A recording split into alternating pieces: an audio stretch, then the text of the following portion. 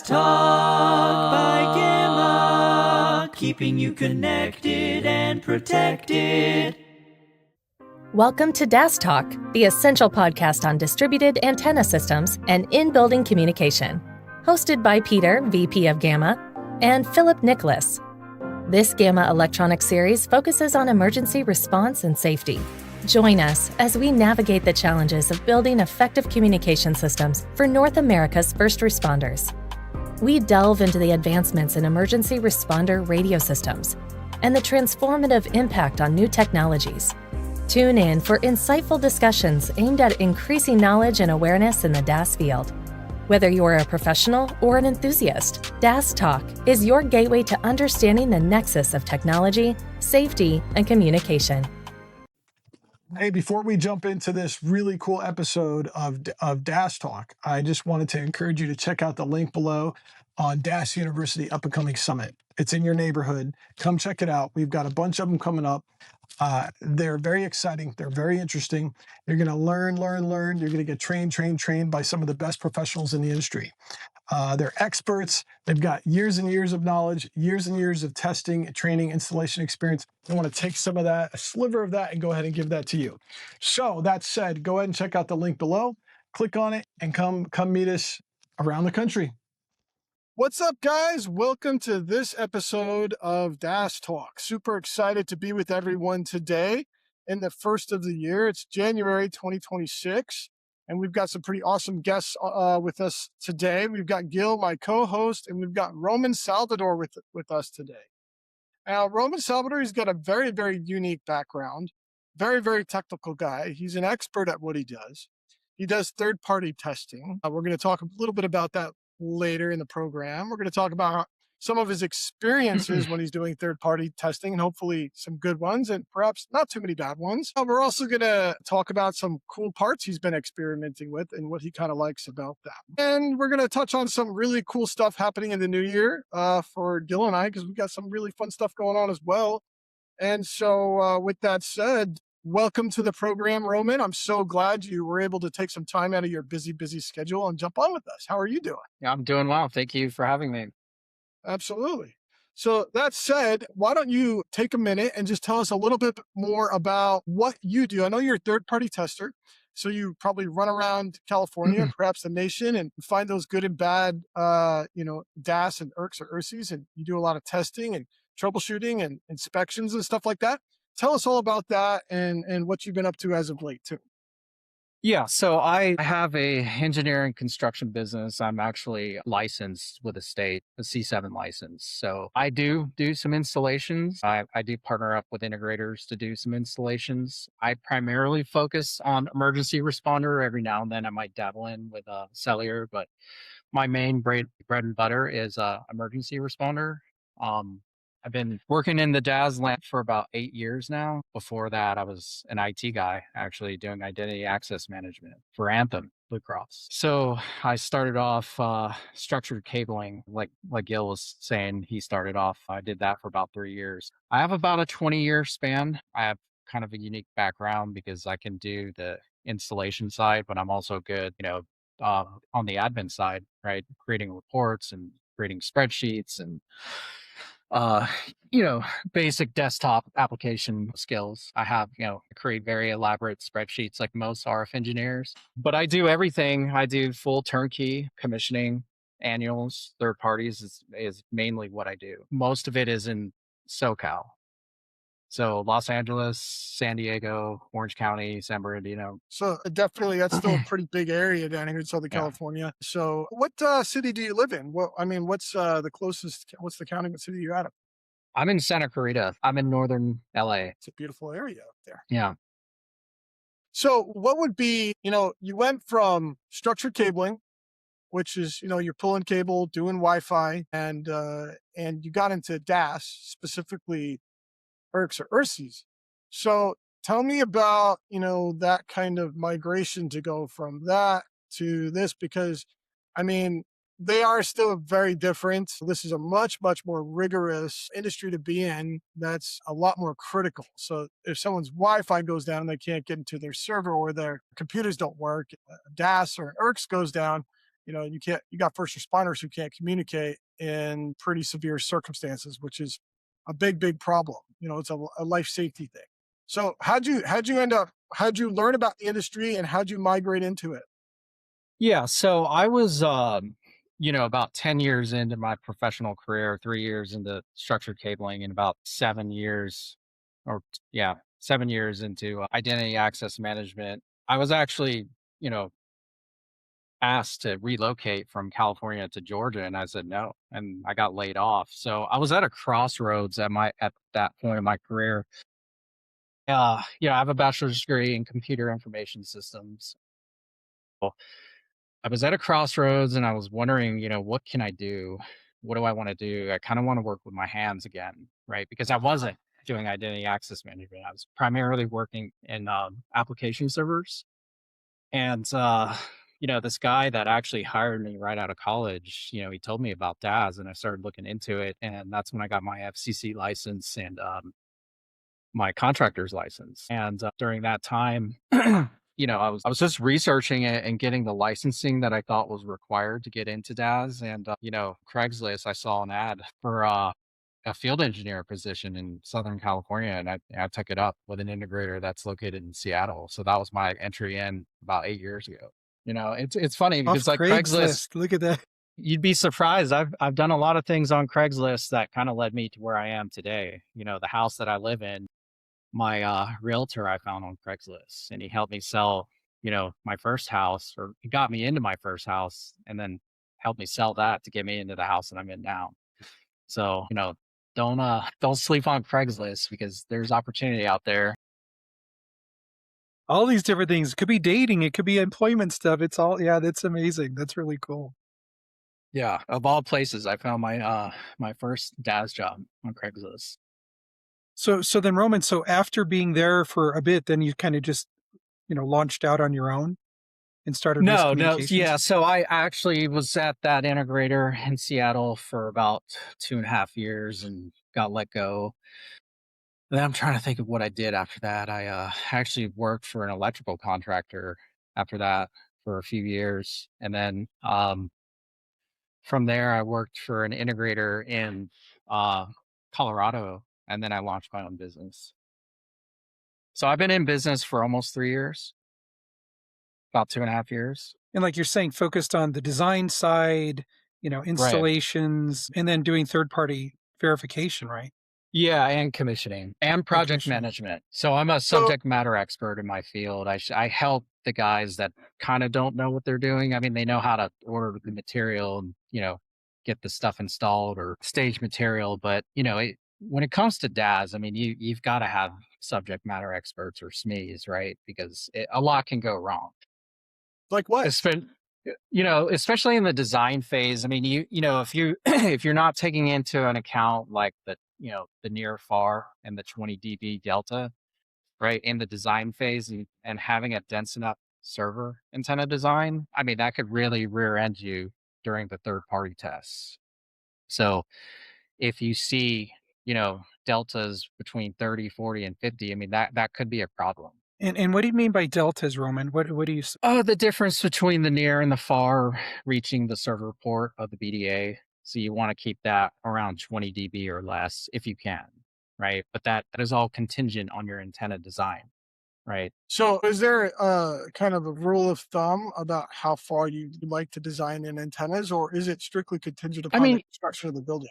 I think, yeah, so you can implement math into this, right, with the free space path loss. I think that linear footage or distance is not really a good metric, because what about the values, or what about the construction material between the antennas that can attenuate, that create beyond the 20 dB delta? So I think it's more so in the design phase, accounting for construction materials. Like, are you dealing with CMU blocks, 8 inches of concrete? Is it going to be drywall? You know what I mean?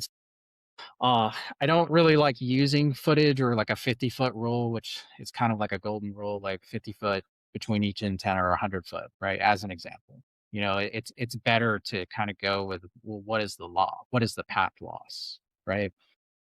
And I'm not a designer, just to be clear. I'm not, like, I have a designer that I that I work with. He's IB Wave licensed, and then I work with him during the design phase because I know what to look for, right? Because I've done so many third-party tests that I can just see what rear ends people at the end. And I'm assuming that can probably be not just problems from the RF environment and testing and performance, however, but fixing that is where it can be very challenging. Yeah, I mean, it's especially if the building's 90% complete, which most of the time it is, right?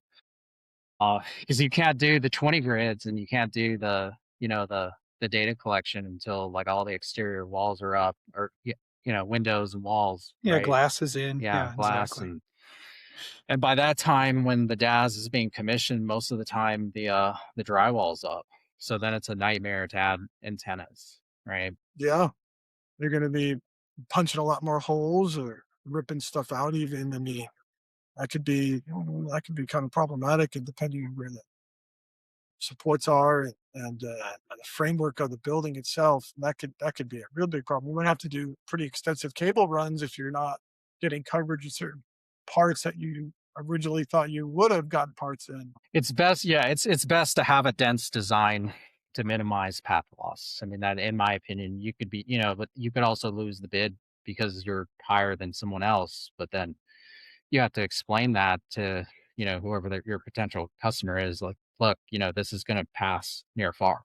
And that becomes a very technical concept that will probably fly over the GC's head. You Yeah, have no, to I agree. you've got to mitigate risks. Yeah, building owners or whatever. And I know we've spoken about it on the show a lot. And when I get the opportunity to talk to building owners, because or the GCs, they just see numbers. Oh, this is 50 grand, this is 80 grand, this is, well, we're going to go with this one because it's cheaper. But to your point, are they, is it designed the way it needs to? Is the antenna density enough to help compensate for near far?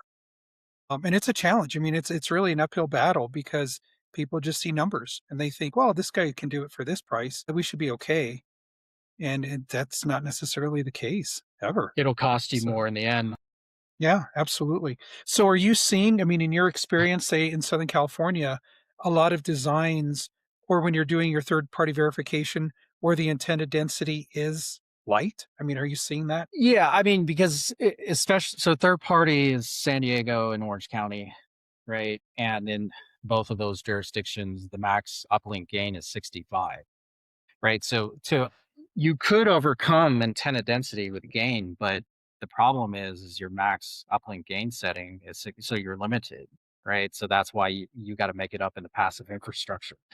So that being said, the integrators that I work with that hire me for third party tests, luckily their design team is really good and they've been doing this for a long time. So they are not making those mistakes.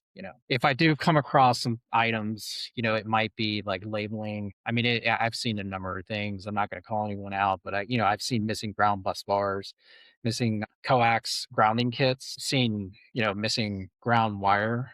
You name it.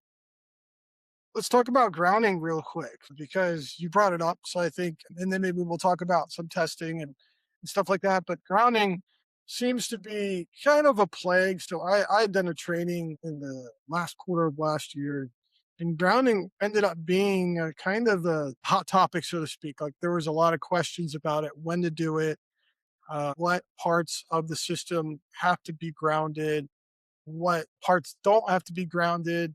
Is it different depending on where the build is? Should I ground the shield? What else? Can you speak to that a little bit on the grounding and your perspective and about what you kind of find the problems with the most often, or maybe what things that people should be doing that they're not?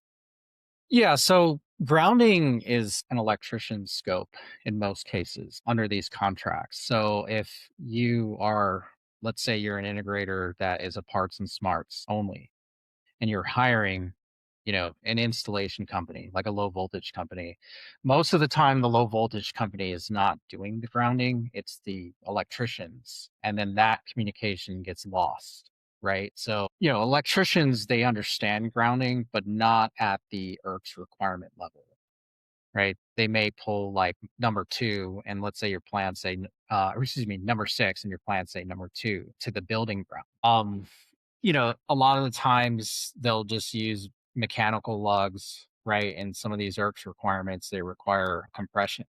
You see what I'm saying? So like and the electricians aren't reading the ERCS requirements. So that's where I think the disconnect happens. And then of course the integrators that are involved with the parts and smarts, let's say they have an engineer and they're, kind of doing the last minute items. They may do the cable grounding kit or have their partner, their low voltage contractor install the cable grounding kit if they know how to do it. Right. So a lot of the times I think grounding, if it's all done in house and people that have done installations, have done DAS installations, if they've done one, then they know what to do on the next time or the next build, I should say. So grounding, because I've seen grounds kind of in a few different situations.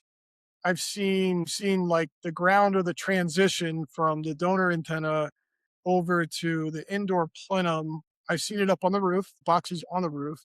And then I've seen boxes on the inside, sort of on the run down to the BDA interior of the building. And I've also seen where the cable, the exterior shield of the donor antenna cable, the black weatherproof, or should I say the black cable, has been grounded as well outside of the donor antenna. But I've also seen it where it's not.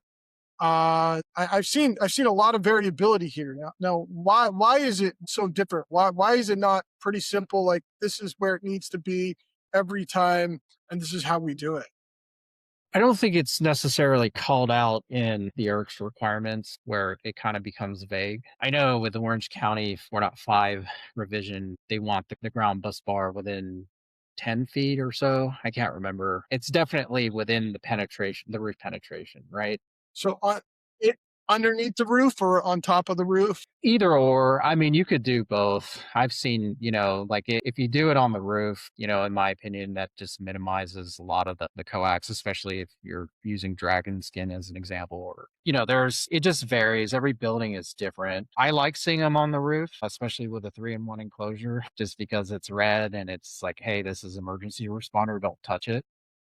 That way you can also put the cable grounding kit inside of that enclosure, right? And minimize the amount of ground wires that you're running, right? From the mast and from or for the cable grounding kit for the exterior donor run, right? And then you'll have a ground wire from that ground bus bar down to building ground. I see. I think it's cleaner on the roof, but then again, I mean, every build is different, and I'm not opposed to putting it, in the IDF just below the roof as well. That's probably where they should go, and it really just depends on what the design says, right? Because that's up to the Ivy Wave designer, and the CAD designer to say, hey, it needs to go on the roof, or it needs to go in, the level just below the roof. Very cool.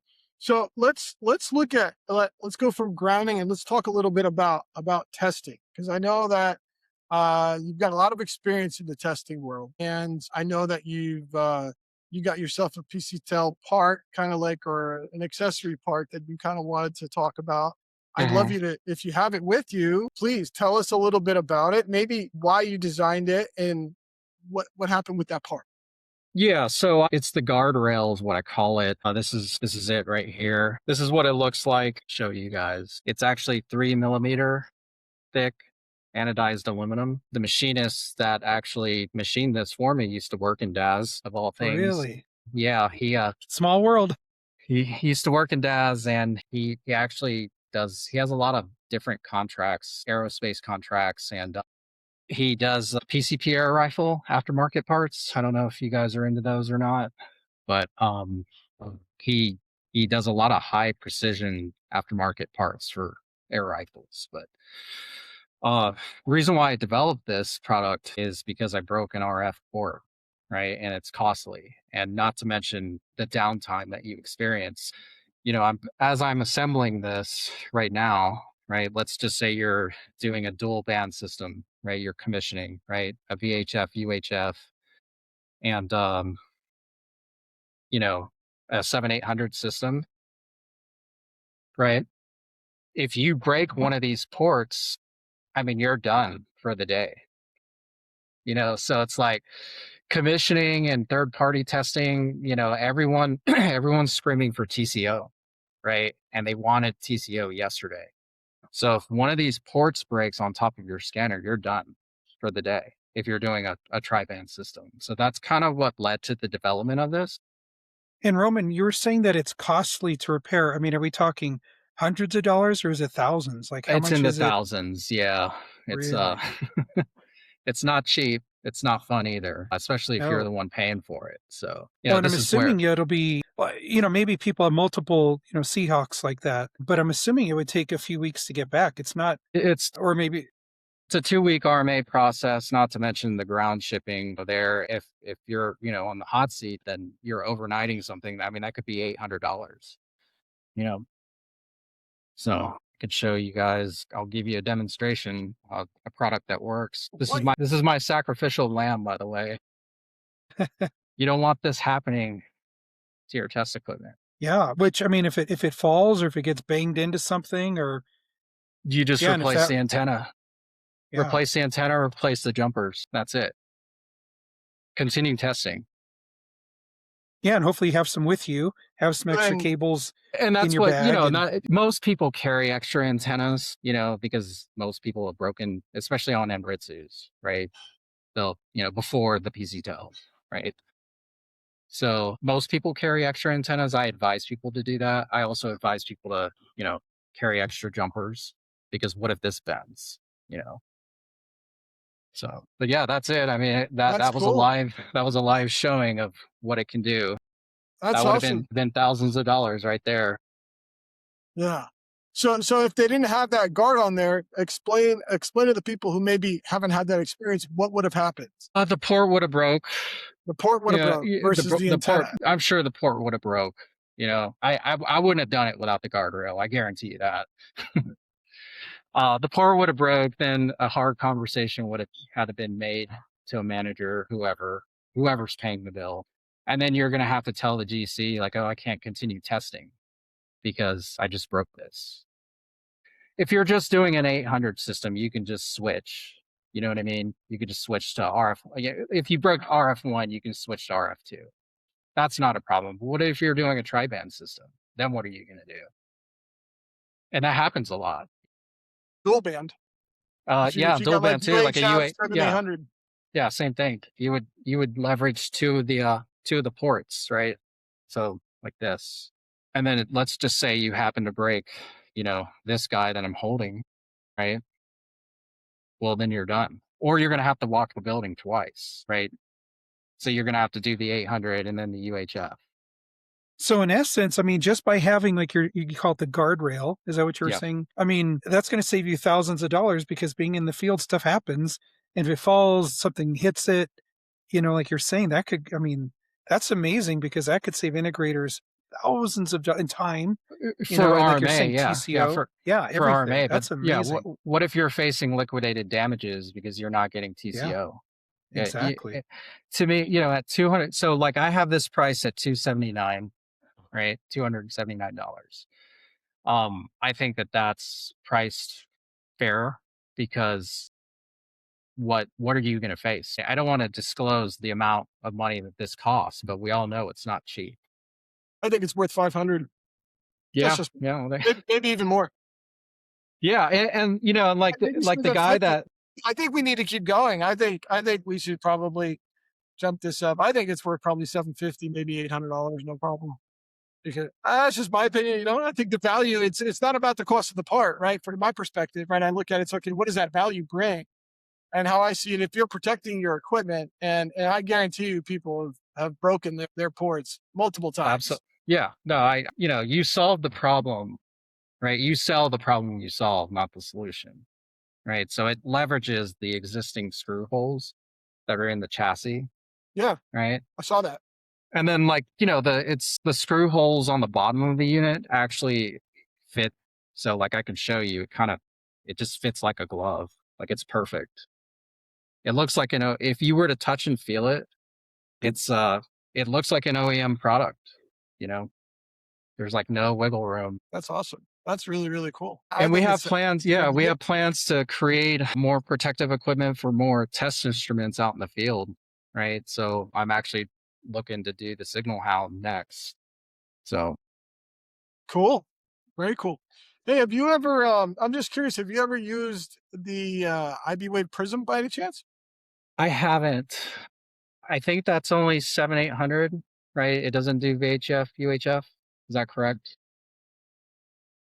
I don't know. I I could be think it wrong. does. Yeah, I believe they've made a lot of headway on that product. But that's actually one of the products that IB Wave has teamed up with us come Dallas, and they're going to be presenting and demoing their Prism in Dallas, and also at several other, probably about 5 or 6 at least, maybe even more of the other training camps, and teaching all about it, and teaching sort of about the design, a little bit about what we talked about today, which I think is kind of cool. You know, how the design applies to practical installation, and some hiccups that come into that play. And like, yeah, and all test equipment. I mean, even if you don't do an accidental bump, right, which I showed you guys, I think the amount of cycles of taking this on and off wear down SMA connectors or ports, right? So you constantly do this, what you do, right, as a field engineer. A lot of field engineers put connector savers on top of the ports, right? It's just a male female adapter, right? And then they screw the antenna on, but that still doesn't protect against the vulnerability of this test instrument. Um, it's, so this essentially, these RF bulkhead jumpers essentially protect from the wear and tear as well. And I want to target Signal Hound next because I use that all the time and I'm constantly taking jumpers off, on and off, right?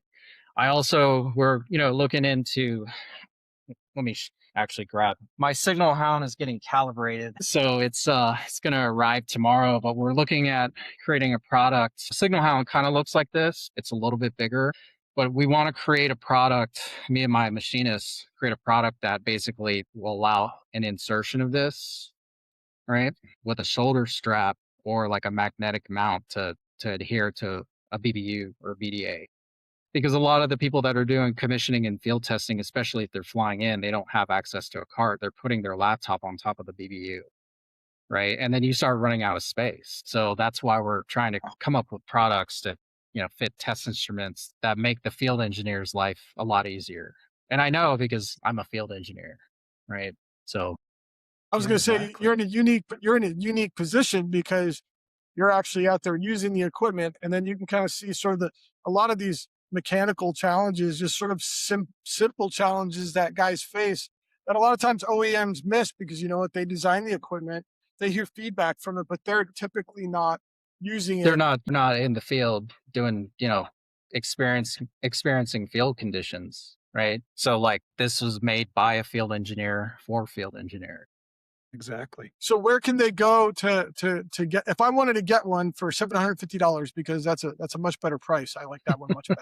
279. And I wanted to pay you the extra money because I thought you were well worth it, and I thought that you put in so much R&D and you anodized it and it looks good. Where can I go to pay you the extra? At least You could go to my the website.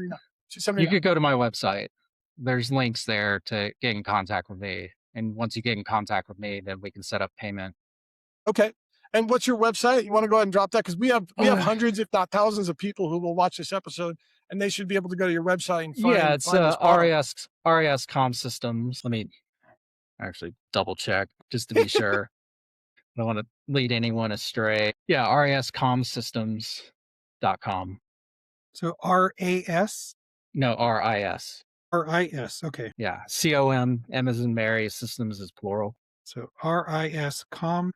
Very nice. That's awesome. Well, this has been truly enlightening and very fun. I appreciate your time today. And I know you do a lot of third-party testings. If they wanted to, can they reach out to you on your website as well? So if they needed third-party testing, or they needed, let's just say, because one of the things I think happens a lot in this industry is that there's various different types of contractors who run into instances where they either need a DAS, they need testing, they need extra services. Maybe they've got guys to do cable, put on connectors and things like that. However, when it goes to the next level, like where they need someone who really knows testing, who can really recognize some of the flaws or problems within these builds, they a lot of times need a little bit of help on that. And And so, commissioning as well. Commissioning too. yes. Absolutely. Yeah. Yeah. So like when it comes to third party testing, there's a lot of test methodologies that are out there. And in my opinion, all boats rise with the tide. So I've shared all of my test methodologies and how I do near far testing as an example, QS at noise testing, spurious emissions, right? So these are a lot of the uplink noise tests that you do, right? That is, in my opinion, Orange County was kind of the forefront of leading this. And from what I've heard, I think they're the hardest in the country, but I'm not sure. I've never done a third party test in like Texas or Florida as an example, right? I don't know if it's even required. But I'm always willing to share knowledge because I think knowledge is meant to be shared. So like anyone that I talk to, any field engineers or RF engineers, I'm always willing to share like, hey, this is what I do when I commission. This is what I do when I do third party testing. Because I do believe that the industry benefits if we all share knowledge. I'm not the type of person that hoards it. I think that it's meant to be shared because all boats rise with the tide. Yeah. No, and I agree, Roman. And I think it just, we're all on the same mission, to keep people safe inside buildings. So it's like, yeah, any of that information that we can disseminate out and help everybody to get better, it helps everybody, in every facet of society. So that's amazing. Thank you for that. Yeah. It's code driven, but it's driven by really the need to communicate in tough situations, right? So and I think that kind of not just attracts people to our industry, right? Because, there's an extra mission involved, right? So if for me, where I work in Gamma and DAS University, if I can provide good quality products that make technicians' jobs easier, more efficient, and more effective when they're installing, they can do a better job and produce a more quality product. If I can do that, I'm contributing to a better system overall, and I'm contributing to building being done faster, and therefore these things getting done in a more expedient period of time. I see that as a benefit to the mission as the whole. On the DAS University side, how I look at it is like, well, if I can take somebody who, let's just say, is at a grade school level or doesn't know anything and get them to grade school, I've done something good right there. I can promote awareness. I can get people to say, wow, this is something you should be thinking about. You'd be surprised at how many jurisdictions around the United States know that this code is required, but they aren't requiring them to be done. And in some jurisdictions, that the amount of building will blow your mind compared to like Orange County or some more mature districts like out here in Southern California. So if we can get them aware about it, that they should know about it, that's fantastic. And then if we get them saying, okay, well, we need integrators involved in this area, we need, AHJs enforcing, and when everyone gets risen, like you're talking about with that information being disseminated, that's very powerful. And it blesses and helps the lives of the people in those jurisdictions. And what a great message to send, because I've talked to a lot of people in this industry as well, where they're like, I will never disseminate my secrets. And you're like, okay, well, someone else is going to figure out your secret and tell everyone, and you're going to be ousted out. I'm just saying, it's not like it's difficult, but it's not rocket science. You're working in an industry with very smart people. They're going to reverse engineer. That the whole point of a link budget, is to be reverse engineered, right? Both ways, uplink and downlink. And the math is the tool to use to verify, right? There's you've got expected versus measured, and that's that's the difference between design and practical application in the field. So you're dealing with a lot of electrical engineers and people that are just smart, that are going to figure it out. It's just like the open source community, Unix, Linux, they have a GitHub, right, where their code goes onto a GitHub and it gets bench tested. It's the same thing, in RF, in my opinion. You're dealing with a lot of smart people, they're going to figure it out. Damn, you hit it. I love it. They're going to figure it out.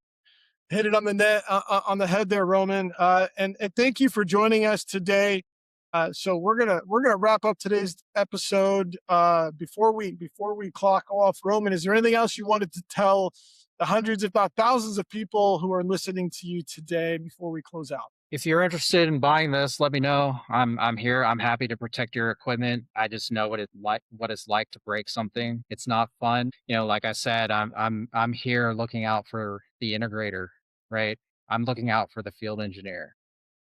I'm not looking out for the big corporation, right? I'm looking out for the guy that is out in the field testing. So that's kind of why I developed this product. If you're interested, just reach out to me on LinkedIn or go to my website. I'm sure you guys will share the URL for my website. I'm a firm believer in, you know, all boats rising with the tide and sharing knowledge. And this is, through innovation, I'm trying to improve our industry, and this is what I've done. And I'm not stopping here. We're going to target other test instruments, whether they're signal generators, signal hounds, even the Anritsu. We've got ideas for that. I don't want to disclose any information of what we want to do for this, but we basically want to be able to stand this up during a field, a BDA commissioning, right? So, but we have some stuff up our sleeves and we want to release. So, Thank you for sharing that. And Gil, thanks for helping out today. Always appreciated. Yep. Thank you, gentlemen. No, thank you, guys. Have a fantastic day and awesome January, and we'll see you at the upcoming DAS University events. Yeah, sounds good. Thank you for having me. Hey, thanks for listening to this episode of DAS Talk. Really, really appreciate it from the bottom of my heart. I want to encourage you to go ahead and think and consider about supporting DAS University. It's a 501(c). Please join us at one of our training camps in your neck of the woods. It's a huge undertaking to make this happen. A lot of things have to align, a lot of planning goes into place, and a lot of people really have to commit their time to do so. So we really want you to come and check it out, meet the team, be a participant, figure out how you can get involved. I'd love to have you come out. Thank you so much. DAS Talk by Gamma, keeping you connected and protected.